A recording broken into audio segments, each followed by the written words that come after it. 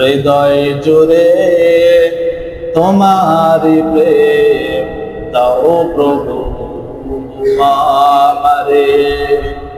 আল্লাহর ভালোবাসার দরকার আছে না নাই? হৃদয় জুড়ে তোমারি প্রেম দাও প্রভু আমারে। কোন সময় আমি জানো, কোন সময় আমি জানো ভুলি না তোমারে। হৃদয় জুড়ে তোমার প্রেম দাও প্রভু আমারে। হৃদয় জুড়ে তোমার প্রেম দাও প্রভু আমারে। প্রেমার ভালোবাসা শুধুই তোমার সাথে হয়, তুমি ছাড়া অন্য কেহ আপন নয়। প্রেমার ভালোবাসা শুধু তোমার সাথে হয়, তুমি ছাড়া অন্য কেহ আপন নয়। তাই তো সবার আগে খুঁজেছি তোমারে। হৃদয় জুড়ে তোমার প্রেম দাও প্রভু আমারে। হৃদয় জুড়ে তোমার প্রেম দাও প্রভু আমারে। ওয়ালাইকুম রাহমাতুল্লাহি ওয়া বারাকাতুহু।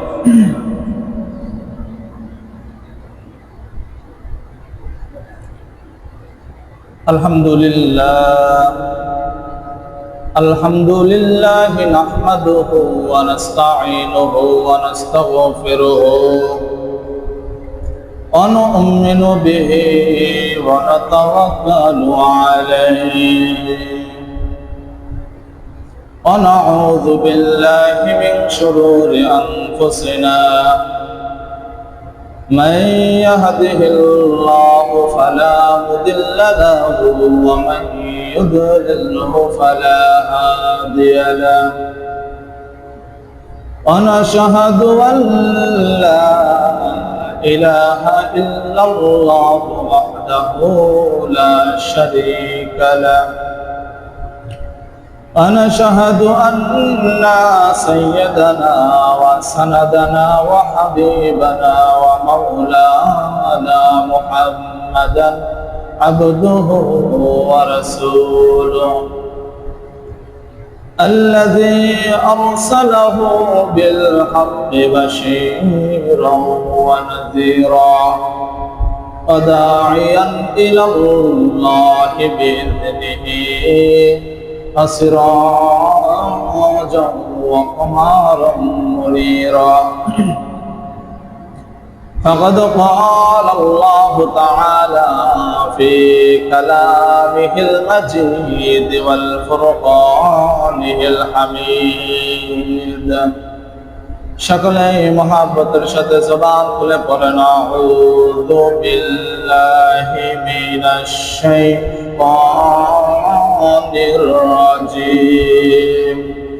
বিসমিল্লাহির রাহমানির রাহিম। ইন্নাল্লাহা ওয়া মালাইকাতাহু يصلون على النبي يا أيها الذين آمنوا صلوا عليه وسلموا تسليما. اللهم صل على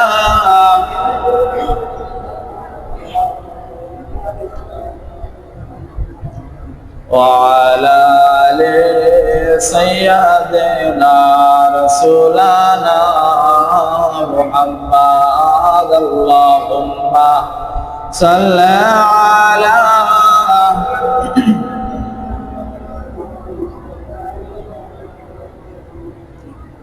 وعلى آل سيدنا حبيبنا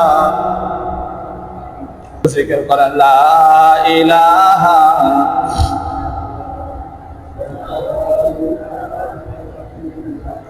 জবান খুলে লা ইলাহা ইল্লাল্লাহ লা ইলাহা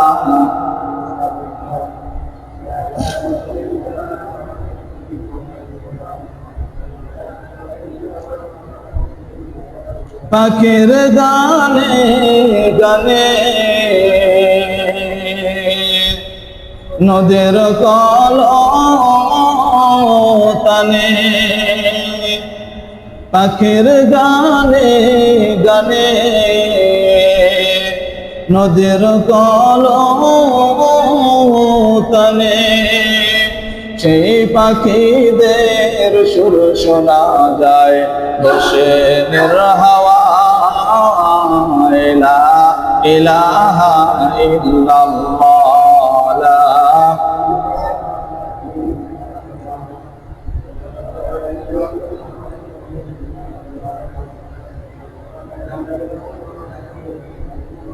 জবান খুলে লা ইলাহা ইল্লাল্লাহ লা ইলাহা লা ইলাহা ইল্লাল্লাহ মুহাম্মাদুর রাসূলুল্লাহ সাল্লাল্লাহু আলাইহি ওয়াসাল্লাম। আল্লাহ পাক রব্বুল আলামিন কোরআনুল কারীমের মধ্যে ডাক দিয়ে বলেন لئن شكرتم لأزيدنكم ولئن كفرتم إن عذابي لشديد আল্লাহ পাক রব্বুল আলামিন আয়াতের মাঝে ডাকতে বলেন দুনিয়ার মানুষ বা দুনিয়ার জমিনে তোমরা যত জায়গায় যাও যত কিছু করো যত জায়গায় সফররত অবস্থায় থাকো না কেন আমি আল্লাহ পাক রব্বুল আলামিন তোমাদের চারপাশে যা কিছু দিয়েছে তোমরা চোখ মেলে তাকালে আপনার দিকে যা কিছু দেখো তোমাদের প্রয়োজনে যা কিছু তোমরা ব্যবহার করো আমি আল্লাহ পাক রব্বুল আলামিন দুনিয়ার সব কিছু তোমাদের জন্য দিলাম তোমাদের নিয়ামত স্বরূপ। সুবহানাল্লাহ বাদ দেখবেন তাহলে নিয়ামত কাদের জন্য? নিয়ামত বান্দার জন্য। নিয়ামত কাদের জন্য? আর বান্দা কার জন্য? বান্দা আল্লাহর জন্য, ঠিক কিনা? আল্লাহ পাক রব্বুল আলামিন দুনিয়াতে যে নিয়ামত দিয়েছে বান্দার জন্য, আর বান্দা কার জন্য? দুনিয়াতে যা কিছু আছে সব কিছু গোলামি করে মানুষের, আর মানুষ গোলামি করবে কার? আল্লাহ ব্যতীত অন্য কারো গোলামি করা যাবে? যাবে? যাবে না। গত সময় আলোচনা করতেছিলাম আল্লাহ পাক রব্বুল আলামিন কোরআনুল কারীমের মাঝে ডাক দিয়ে বলেন আল্লাযীনা ইয়াযকুরুনাল্লাহা কিয়ামান ওয়া কুউদান ওয়া আলা জুনুবিহিম ওয়া ইয়াতাফাক্কারুনা ফী খালকিস সামাওয়াতি ওয়াল আরদ ইলা আখিরিল আয়া। আল্লাহ পাক রব্বুল আলামিন দুনিয়ার মানুষদেরকে ডাক দিয়ে বলেন দুনিয়ার মানুষ আমি আল্লাহ পাক রব্বুল আলামিন দুনিয়াতে যা কিছু সৃষ্টি করেছে যা কিছু দেখো সব কিছু বান্দা তোমার জন্য, কিন্তু এখানে শর্ত হলো বান্দা তুমি দুনিয়ার জমিনে অন্য কারো গোলামি করতে পারবা না। দুনিয়ার জমিনে যেমন করে আমি সব কিছু তোমাদের গোলামি করার জন্য তৈরি করেছি, সৃষ্টি করেছি, আর তোমাকে বান্দা আমি সৃষ্টি করেছি শুধুমাত্র আমি আল্লাহর ইবাদতের জন্য, গোলামের জন্য। এজন্য আল্লাহ পাক রব্বুল আলামিন ডাক দেন আল্লাযীনা ইয়াযকুরুনাল্লাহা কিয়ামান ওয়া আলা আল্লাযীনা ইয়াযকুরুনাল্লাহা কিয়ামান ওয়া কুউদান ওয়া আলা জুনুবিহিম ওয়া ইয়াতাফাক্কারুনা ফী খালকিস সামাওয়াতি ওয়াল আরদ। আল্লাহ পাক রব্বুল আলামিন বলেন দুনিয়ার মানুষ তোমরা যখন যে হালতে যে অবস্থায় থাকো না কেন, শুয়ে থাকো বসে থাকো যে অবস্থায় থাকো না কেন, ইবাদত চলবে কার? কথা কয় না, ইবাদত চলবে আল্লাহর। আর আমি আপনি যদি আল্লাহ তাআলার ইবাদত করি তাহলে আমার আপনার জন্য জান্নাত, আর যদি ইবাদত না করি, বন্দেগী না করি, আমার আল্লাহ পাক রব্বুল আলামিন কোরআনুল কারীমের অপর আয়াতের মধ্যে ডাকতে বলেন, ইয়া আইয়ুহাল্লাযীনা আমানু তাকুল্লাহা হাক্কা তুকাতিহি ওয়া লা তামুতুন্না ইল্লা ওয়া আনতুম মুসলিমুন। ও দুনিয়ার মুসলমান ইমানদার, আমার আল্লাহ পাক রব্বুল আলামিন আয়াতের মাঝে ডাকতে বলে, দেখেন ও দুনিয়ার মানুষ, ও ইমানদার, দুনিয়ার জমিনে আমি আল্লাহ পাক রব্বুল আলামিন তোমাকে পাঠিয়েছি তোমার স্বাধীনতা দিয়ে। তোমার স্বাধীনতার হস্তক্ষেপ আমি করব না, তোমার স্বাধীনতার হস্তক্ষেপ কোনো মানুষ করবে না, তোমার স্বাধীনতার হস্তক্ষেপ দুনিয়ার জমিনে কেউ করবে না। কিন্তু আমি আল্লাহ পাক রব্বুল আলামিন তোমাকে যে সময়টুকু দিয়েছে, এই সময়টা তোমার জন্য বাধা। বান্দা, তোমার যখন সময় শেষ হয়ে আসবে, এই সময়ে তুমি স্বাধীনতা পাওয়ার পর তুমি যদি আমি বান্দাকে ভুলে যাও, আমি বান্দাকে যদি ছেড়ে দাও, আমি বান্দার সব গোলামি যদি ছেড়ে দাও, ওই যে এক সময় আমি আপনি কিন্তু ওয়াদা করে কিন্তু দুনিয়ার জমিনে আসছি, আল্লাহ এক, আল্লাহ অদ্বিতীয়, আল্লাহ কোনো শরীক নাই।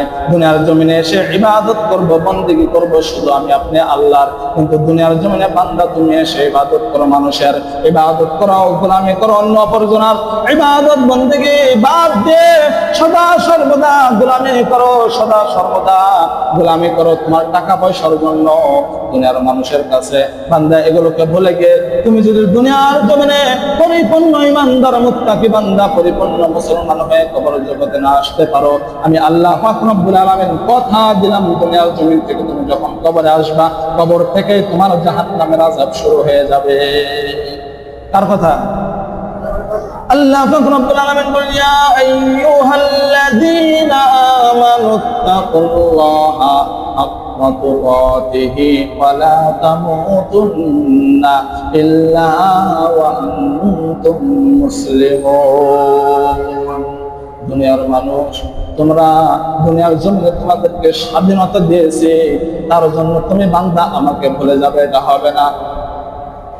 ইয়া আইয়ুহাল্লাযীনা আমানু তাকুল্লাহ, এই স্বাধীনতার ভিতরেও তুমি বান্দাকে আমি আল্লাহকে স্মরণ রাখতে হবে, আমি আল্লাহকে মনে রাখতে হবে, আমি আল্লাহকে ভয় করতে হবে।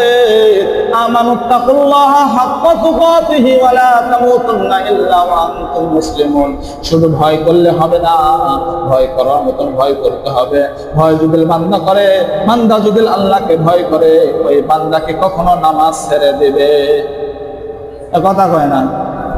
আল্লাহকে যদি বান্দা ভয় করে নামাজ ছাড়বে, সুদ খাবে, ঘুষ খাবে, মিথ্যা বলবে, এ মানুষের সাথে মুনাফিকি করবে। আমরা এগুলো করি না?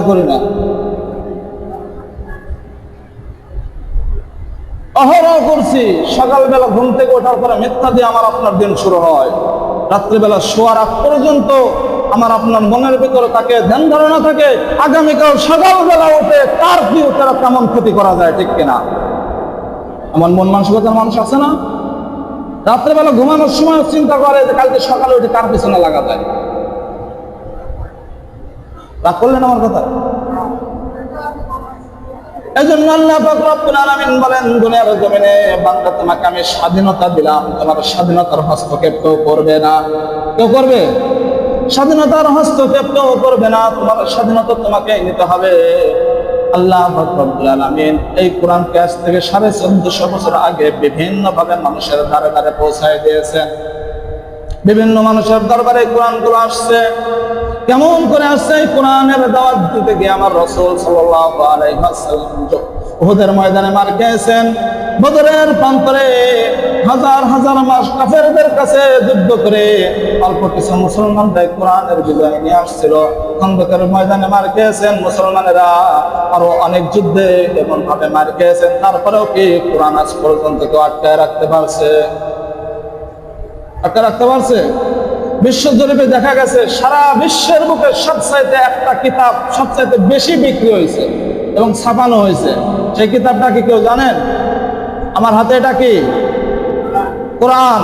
সারা বিশ্বের বুকে যত বই ছাপানো হয়েছে সবচাইতে বেশি বই ছাপানো হয়েছে মহাগ্রন্থ আল কোরআন, এবং সবচাইতে বেশি প্রচার হয়েছে, মানুষের হাতে হাতে পৌঁছে গেছে এই কোরআন, যেটাকে ইহুদি থেকে শুরু করে নেয়, কাফের থেকে শুরু করে নেয়, আজ পর্যন্ত নিচ্ছিন্ন করার চেষ্টা করেছে। পুড়ায় দেওয়া হয়েছে, এটাকে ফেলে দেওয়া হয়েছে, তবুও কে মানুষের কাছ থেকে এটাকে নিশ্চিহ্ন করতে পারছে? আমার আল্লাহ পাক রব্বুল আলামিন বলেন, বিশ্ব নবীকে ডাকতে বলেন, ইয়া রাসূলুল্লাহ, ইয়া হাবিবাল্লাহ, অন্যান্য আম্বিয়া কিরাম নবী রাসূলদের কাছে আমি যে কিতাবগুলো দিয়েছিলাম, এই কিতাবগুলো মানুষ লিখিতভাবে পরিবর্তন করেছে, মুখস্থ করেছে, অন্যভাবে মানুষদেরকে ভুল বোঝানো হয়েছে, তাদের বানানো কিছু কথা ঢুকেছে। কিন্তু আমি কথা দিলাম, এই কোরআনের ভিতরে আমি কিন্তু চ্যালেঞ্জ দিয়ে বলছি, যালিকাল কিতাবু লা রাইবা ফি, এই কিতাবের মাঝে কোনো সন্দেহ নাই। আমি আল্লাহ পাক রব্বুল আলামিন কথা দিলাম, কিয়ামত পর্যন্ত এই কোরআনের রক্ষণাবেক্ষণকারী আমি আল্লাহ নিজের হাতে রেখে দিলাম। কেমন ভাবে রেখে দিলেন দেখেন সুন্দর করে। আল্লাহ পাক রব্বুল আলামিন সূরাতুল বুরুজের শেষের দিকে বলছেন, এই কোরআনের ভাষা কোথায়? কোরআনের ভাষা হচ্ছে ফি লাওহিন মাহফুজ। আল্লাহ পাক রব্বুল আলামিন এই কোরআনকে লাওহে মাহফুজের মাঝে সংরক্ষিত করে রাখছেন। সুবহানাল্লাহ। শুধু তাই নয়, কোরআনকে নিশ্চিহ্ন করার জন্য, কোরআনকে বাতিল করার জন্য শত শত হাজার হাজার লক্ষ লক্ষ কোরআনকে পুড়ে ফেলা হয়েছে, সাগরের মাঝে ভাসায় দেওয়া হয়েছে। আল্লাহ পাক রব্বুল আলামিন বললেন, দুনিয়ার মানুষের মেধা আমি আল্লাহ পাক রব্বুল আলামিন এমন করে দিয়েছে, দেখবেন একটা বাংলা ছোট ছোটি বই, এই বইটা কেউ কি মুখস্থ করে? কতক্ষণ মুখস্থ করে? মুখস্থ নাই। ছোট একটা ছোটি বই দিয়ে যদি বলা যায়, ভাই তোমাকে 1 মাস সময় দিলাম, 1 মাসের ভিতরে 4 পৃষ্ঠা 5 পৃষ্ঠার একটা বই তুমি আমাকে মুখস্থ করে শোনাবা, গুরুত্ব দেবে না, যদিও বা মুখস্থ করে হারায় ফেলবে। কিন্তু আমার আল্লাহ পাক রব্বুল আলামিন এই কোরআনকে এমন একটা নূর দিয়েছে, দেখেন আজ সারা বিশ্বের বুকে হাজার হাজার লক্ষ লক্ষ কোরআনের হাফেজ, এই যে ছাপানো যে কিতাবগুলো আছে, ছাপানো যে বইগুলো আছে, এই বইগুলোকে পুরাই ফেলা গেলেও মানুষের অন্তরের মাঝে, মেধার মাঝে যে কোরআনটা আল্লাহ সেট করে দিয়েছে, এটা কি কখনো পুরানো বা মুছা সম্ভব? তাহলে আল্লাহ সংরক্ষণ করছেন কে? শুধু তাই নয়, ইতিহাস থেকে নেওয়া ডেনমার্কের একটা ঘটনা বললে বুঝে আসবে কোরআনকে আল্লাহ পাক রব্বুল আলামিন মানুষের মাঝে কেমন করে প্রচার করেছেন। ডেনমার্কের এক পাদ্রী, অনেক শিক্ষিত, তার ছোটকাল থেকে জীবন থেকে শুরু করে নিয়ে এসে হাজার হাজার হাজার হাজার লক্ষ লক্ষ বই সে পড়ছে, সব ধরনের জ্ঞান তার ভিতরে আছে। একদিন তার সম্মেলন রাখুন, সাংবাদিক সম্মেলন, বড় বড় রাষ্ট্রের প্রত্যেকটা রাষ্ট্র থেকে বড় বড় চ্যানেলের সাংবাদিক গুলোকে ডাকলেন। সাংবাদিক গুলোকে ডাকার পরে তাদের সামনে একটা একটা একটা একটা করে তাদের সামনে বইগুলো উপস্থাপন করলেন, বইগুলো তাদের সামনে তুলে ধরলেন। তুলে ধরার পরে অনেক সময় চলে যায়, ঘন্টার পর ঘন্টা চলে যায়, বই দেখাইতে থাকে। গণনার মতে পাওয়া যায়, হাদিসের মাঝে পাওয়া যায় 35,000 পর্যন্ত সে বই সংরক্ষণ করেছে এবং সব বই তার আয়ত্তে। কত হাজার? 35,000 পর্যন্ত বই পড়ছে, তার সব বই তার কি আয়ত্তে, তার মেধার ভিতরে, মগজের ভিতরে। মানে সব বইয়ের নাম বলতেছে। তাদের ভিতরে ছিল একজন সাংবাদিক, তিনি হচ্ছে মুসলিম, যার ভিতরে কোরআনের জ্ঞান ছিল। যখন সংবাদ সম্মেলন শেষের দিকে তিনি ডাক দিয়ে বললেন, আমি কিছু বলতে চাই স্যার আপনাকে। বলে, কি বলতে চাও? বলে যে আপনি সব বই পড়লেন, একে একে একে একে সমস্ত বইগুলোর নাম বললেন, আমরা সমস্ত বইগুলো লিপিবদ্ধ করলাম, 35,000 কিতাব পড়েছেন। আপনি দাবি করেন আমি দুনিয়ার জমিনে যত বই আছে সব বই আমি পড়ছি, কিন্তু আমি বলছি আপনি একটা বই এখন পর্যন্ত পড়েন নাই। তখন পাদ্রী ডাকতে বলে, কোন বইটা পড়ে নাই? বলে, এমন একটা বই আছে যে বইটা পড়েন নাই, সেই বইটার নাম আমার আপনার বানানো, দুনিয়ার জমিনে কোন মানুষের বানানো রচিত কিতাব নয়। এই কিতাবটা মহাগ্রন্থ আল কোরআন, যা আমার আল্লাহ পাক রব্বুল আলামিন লাওহে মাহফুজ থেকে দুনিয়ার জমিনে অবতীর্ণ করেছে। পাদ্রী ডাকতে বলে, ও ভাই সাংবাদিক, তুমি যে বইটার কথা বলছো, তুমি মনে করছো এই বইটার নাম আমি শুনি নাই, বাট বইটাকে আমি কখনো দেখি নাই। বলছে হয়তো হতে পারে। বলে, না না ভাই, আমি বইটা দেখছি, আমি শুনেছি এবং বইটা আমার নজরে আসছিল, কিন্তু আমি শুনেছি কিছু মানুষ বলেছে ওই কিতাবটা যদি কোনো মানুষ তেলাওয়াত করে, কোনো মানুষ যদি দেখে, তাহলে নাকি ওই মানুষগুলো জঙ্গি হয়ে যায়, ওই মানুষগুলো খারাপ হয়ে যায়। নাউজুবিল্লাহ ভাই যাবেন? কোরআন পড়লে কি কেউ কখনো জঙ্গি হয়? কোরআন পড়লে মানুষ খারাপ হয় না ভালো হয়? পাদ্রী ডাকতে পারে, এই জন্য ওই বইটা আমি পড়ি নাই, ওই বইটা পড়লে নাকি কোনো মানুষ, সে মানুষ থাকে না, সে জঙ্গি হয়ে যায়, এই জন্য বইটা আমি পড়ে নাই। যদি বাই চান্স কোনো কারণবশত ওই বইয়ের আসর আমার ভিতরে পড়ে, আমি যদি জঙ্গি হয়ে যাই এই ভয়ে পড়ে নাই। সাংবাদিক তার ব্যাগে থেকে ছোট্ট একটা কিতাব বাইর করে দিলেন, কোরআনের একটা খণ্ড, কোরআনের একটা খণ্ড তার হাতে তুলে দিয়ে বললেন, আপনি যেটা পড়ছেন, আপনি যেটা বলছেন, আপনার কথাগুলো কিছুক্ষণের জন্য ধরলাম, কিছুক্ষণের জন্য মেনে নিলাম, কিন্তু আপনাকে যে কোরআনটা দিলাম, যে কিতাবটা দিলাম, একটা খণ্ড দিলাম, আপনার কাছে আমার অনুরোধ থাকলো, 35,000 বই পড়েছেন, এই 35,000 বইয়ের ভিতরে আমি একটা বইয়ের সাথে যোগ করে দিলাম 35,000 একটা, এই একটা বই আপনার বাড়িতে গিয়ে নিরিবিলি অবস্থায় মগজটাকে ঠান্ডা করে দিয়ে এই বইটার উপর একটু ব্যাখ্যা বিশ্লেষণ করবেন, এই বইটা একটু পড়বেন, দেখেন আপনার জীবনে কোনো রকমের কি একটু চেঞ্জ আসে কিনা। পাদ্রী এবার বইটা নিয়ে বাড়িতে চলে গেলেন। বইটা নিয়ে বাড়িতে চলে যাওয়ার পরে বইটা খুলে যখন পড়তে লাগলেন, ইস্তেঞ্জা করে পবিত্র হয়ে তখন বইটা হাতে নিলেন, বইটা হাতে নিয়ে পড়তে লাগলেন। সর্বপ্রথমে আয়াত পেলেন, আলিফ লাম মিম যালিকাল কিতাবু লা রাইবা ফীহি হুদাল লিল মুত্তাকিন। তিনটা পড়ার সঙ্গে সঙ্গে চমকে উঠছে, কি ব্যাপার? এখানে এমন পড়াতে 35,000 বই পড়েছে, 35,000 বইয়ের ভিতরে এমন পড়ার কথাও পাই নাই। যালিকাল কিতাবু লা রাইবা ফীহি, এই কিতাব এমন একটা কিতাব, এই কিতাবের মাঝে কোনো সন্দেহ নাই, এটা নাকি আরশে আজিম থেকে পাঠানো কিতাব, এই কিতাবের মাঝে কোনো সন্দেহ নাই। তার মনের ভিতরে কোনটা একটা জেদ ধরে গেছে যে এই কিতাবের ভুল আমি ধরবো। সে একটাবার ভাবছে 35,000 বই পড়ছি, প্রত্যেকটা বইয়ের শুরুতে নয় শেষের দিকে লেখা আছে যে যদি ভুল ত্রুটি থাকতে পারে, যদি ভুল ত্রুটি হয় তাহলে ক্ষমা বা মাপের মার্জনীয় অবস্থায় দেখবেন বা চেষ্টা করবো পরবর্তীতে সংকলনের সময় এটাকে আবার পরিপূর্ণ শুদ্ধ করা, ঠিক কিনা? কিন্তু এই কিতাবে চ্যালেঞ্জ দিয়ে বলা হয়েছে যালিকাল কিতাবু লা রাইবা ফীহি, এই কিতাব এমন একটা কিতাব যে কিতাবের মাঝে কোনো সন্দেহ নাই। তার জেদ চেপে বসলো, তার স্ত্রীকে ডাকতে বলে, স্ত্রী এতদিন যে বইগুলো পড়েছে প্রত্যেকটা বইয়ের ভিতরে কিছু না কিছু ভুল পেয়েছে, সেগুলোকে সংশোধন করা হয়েছে, কিন্তু এমন একটা কিতাব আমার সামনে চলে আসলো, এই কিতাবটা পড়ে আমার কিন্তু জেদ বসে গেছে, এই কিতাবটা আমাকে পড়তেই হবে। স্ত্রী ডাকতে বলে, কিতাবটার নাম কি? বলে মহাগ্রন্থ আল কোরআন। স্ত্রী পাদ্রীকে ডাকতে বলে, পাদ্রী আমার স্বামী, আপনি যদি এই বইটা পড়েন তাহলে আপনি কিন্তু জঙ্গি হয়ে যাবেন, আপনি কিন্তু জঙ্গি হয়ে যাবেন, খবরদার এই বইটা পড়বেন না। পাদ্রী বলে, না, যে কিতাবের ভিতরে চ্যালেঞ্জ দেওয়া আছে, এই কিতাবের মাঝে কোনো সন্দেহ নাই, এই কিতাবের মাঝে কোনো ভুল নাই, এই কিতাবটা, এই বইটা আমাকে অবশ্যই পড়তে হবে।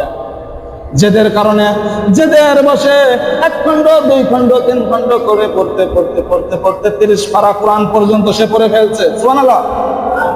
30 পারা কোরআন পড়ার পরে যখন সে একটা ভুল পর্যন্ত ধরতে পারে নাই, তখন সে বলে, আসলেই তো এই কিতাবের মাঝে কোনো সন্দেহ নাই, কিতাবের মাঝে কোনো ভুল নাই। এতদিন যত কিতাব পড়েছি, মানুষ রচিত কিতাব কোনো না কোনো ভুল পেয়েছি, কিন্তু এই যে কিতাব আজ থেকে 1450 বছর আগে যে কিতাব নাজিল হয়েছে, এই কিতাবের একটা অক্ষর পর্যন্ত আজ পর্যন্ত কেউ ওলট করতে পারে নাই। আমরা এতদিন ভুলের মাঝে ছিলাম। স্ত্রীকে ডাকতে বলে, স্ত্রী আর সময় নাই, আর সময় নাই, অতি তাড়াতাড়ি গোসল করো, পাক পবিত্র হয়ে নাও, পার্শ্ববর্তী একজন মৌলানা আছে, মৌলানার কাছে গিয়ে আজ তওবা করে কালেমার দাওয়াত, কালেমার ছায়াতলে এসে কালেমা পড়ে মুসলমান হয়ে যাব। এমন ভাবে আল্লাহ পাক রব্বুল আলামিন কোরআনের প্রচার দুনিয়াতে ছড়িয়েছিলেন। ডেনমার্কের ওই পাদ্রী মুসলমান হওয়ার পরে হাজার হাজার হাজার হাজার খ্রিস্টান ওই সময় মুসলমান ইসলাম ধর্ম গ্রহণ করেছিলেন শুধু কালেমা পড়ে পড়ে। এই কোরআনের প্রচার আজ থেকে শুরু করে যতদিন পর্যন্ত পিছনে চলে গেছে, এই কোরআনকে প্রচার করেছেন কে? বোঝে নাই মনে। কোরআনের রক্ষণাবেক্ষণকারী দায়িত্বশীল কে নিয়েছে? আমার আল্লাহ পাক রব্বুল আলামিন যদি কোরআনের দায়িত্ব নিয়ে থাকে, তাহলে কোরআনের প্রচারের দায়িত্ব আমার আল্লাহ নিয়েছেন, ওসিলা দিয়েছিলেন রাসূলকে। উসিলা দিয়েছিলেন কাকে? রাসূলকে। তাহলে এই যে কোরআন আমার আপনার জীবনে আছে, আজ আমরা শুধু মুখে বলি কোরআন বুঝি, কোরআন পড়ি, কোরআন মানি, কোরআন থেকে কথা বলে, আসলে কোরআন পড়তে গেলে সমস্যা নাই, মানতে গেলে সমস্যা নাই, কিন্তু বোঝাইতে গেলে সমস্যা আছে না নাই? কোরআনের ভিতরে আমার জীবন ব্যবস্থা কেমন করে করতে হবে আছে না নাই? রাষ্ট্র কেমন করে চলাইতে হবে আছে না নাই? পরিবার কেমন করে চলাইতে হবে আছে না নাই? সমাজ কেমন করে চলাইতে হবে আছে না নাই? এর বাস্তব প্রমাণ সাহাবায়ে কেরাম দিয়ে যায় নাই? এর বাস্তব প্রমাণ আমার রাসূল কিন্তু দিয়ে গেছে, রাষ্ট্র পরিচালনা করছে। যে দুঃখজনক বিষয়, আমরা কোরআন মানি, কোরআন বুঝি, কিন্তু কোরআন বোঝানো যাবে না, ঠিক কিনা? কথাগুলো বলার উদ্দেশ্য ছিল আমার একটাই, আল্লাহ পাক রব্বুল আলামিন একজন পাদ্রীকে যদি মুসলমান বানাইতে পারে এই কোরআনের কারণে, আমার আল্লাহ পাক রব্বুল আলামিন এই কোরআনের ভিতরে চ্যালেঞ্জ দিয়ে বলছেন, যালিকাল কিতাবু লা রাইবা ফি, এই কিতাব এমন একটা কিতাব যে কিতাবের মাঝে কোনো সন্দেহ নাই, হুদাল লিল মুত্তাকিন, এই কিতাবটা পথ প্রদর্শক হবে শুধুমাত্র মুত্তাকি বান্দা হবে যারা, তাদের জন্য। এখন প্রশ্ন হচ্ছে, মুত্তাকি কারা? মুত্তাকি কারা চেনেন? আমি মনে করি কি জানেন, কোরআনের দৃষ্টিতে, শরীয়তের দৃষ্টিতে আমি হুজুর তওবা মুত্তাকিন বান্দা আমি না। মুত্তাকি ছিল, খালেস দিলওয়ালা ছিল শুধুমাত্র সাহাবায়ে কেরামগণ, তাবেঈ, আইম্মায়ে মুজতাহিদিন যারা ছিলেন তারা ছিলেন। কারণ তাদের ভিতরে কোনো হিংসা, বিদ্বেষ, কারো দুনিয়ার প্রতি মায়া, টাকার প্রতি মহাব্বত, ছেলে সন্তানের প্রতি মহাব্বত ছিল না। যদি তাই থাকতো, যুদ্ধের ময়দানে রাসূল সাল্লাল্লাহু আলাইহি ওয়াসাল্লাম যখন ডাক দিতেন, অনেক সাহাবীরা এমনও ছিল, ঘটনার মাঝে আসে, ওই সাহাবীগুলো নতুন বিবাহ করছে, বাসর ঘরে ঢোকার জন্য প্রস্তুতি নিয়ে নিয়েছে। ওই অবস্থায় রাসূলের ডাক যখন তার কানে আসছে, নতুন স্ত্রীকে ফেলে, নতুন বিবিকে ফেলে বাসর ঘরে না গিয়ে ওই সঙ্গে দৌড়ায় চলে গেছে রাসূলের সঙ্গে যুদ্ধের ময়দানে। এজন্য এখান থেকে আমাকে আপনাকে শিক্ষা নিতে হবে, কোরআন আমাকে মুত্তাকি বানাবে, খালেস দিলওয়ালা বানাবে, কিন্তু কোরআন পড়া বুঝতে হবে, ঠিক কিনা?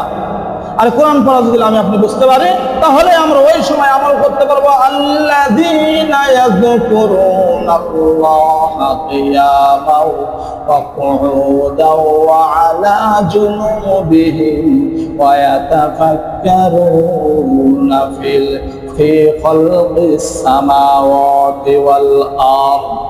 দুনিয়ার জমিনে যখন মানুষ কোরআন পড়তে শিখবে, কোরআন বুঝতে শিখবে, কোরআনকে যখন আমল করতে শিখবে, ওই সময় পাঁচটা মানুষ যখন একত্রিত হবে, অন্যর গীবত না করে সে আল্লাহ তাআলার ইবাদত, আল্লাহ তাআলার বড়ত্ব, মহত্ব প্রকাশ করবে, ঠিক কিনা?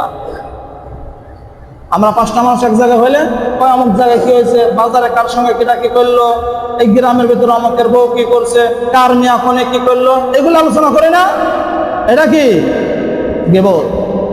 আর যখন একটা মানুষের ভিতরে কোরআনের জ্ঞান থাকবে, কোরআনের জ্ঞান থাকা অবস্থায় ওই মানুষটা কখনো অপরের গীবত করবে না, অপরের ক্ষতি সাধন করবে না, অপরের ক্ষতি করার চেষ্টা করবে না, হারাম খাবে না। পাঁচটা মানুষ যখন এক জায়গায় হবে, যে ব্যক্তিটা বেশি কোরআন পড়নেওয়ালা, কোরআন বুঝনেওয়ালা, ওই মানুষটা কোরআন গুলো করে করে, আয়াত করে করে অপর মানুষদেরকে কোরআনের দাওয়াত দিবে। এই জন্য কোরআন আমাদের দরকার। আর যখনই আমি আপনি এই কোরআনকে বুঝতে শিখবো, মানতে শিখবো, তবেই আমি আপনি এই আয়াতের আমল করতে পারবো। তবেই আমি আপনি শুয়ে থেকে, বসে থেকে, খাওয়া অবস্থায়, ঘুমানো অবস্থায় সদা সর্বদা ইবাদত করা যায় কার? মানুষ যে ঘুমায় তাও মানুষের ইবাদতের খাতায় নাম লেখা হয়, আপনারা কি জানেন?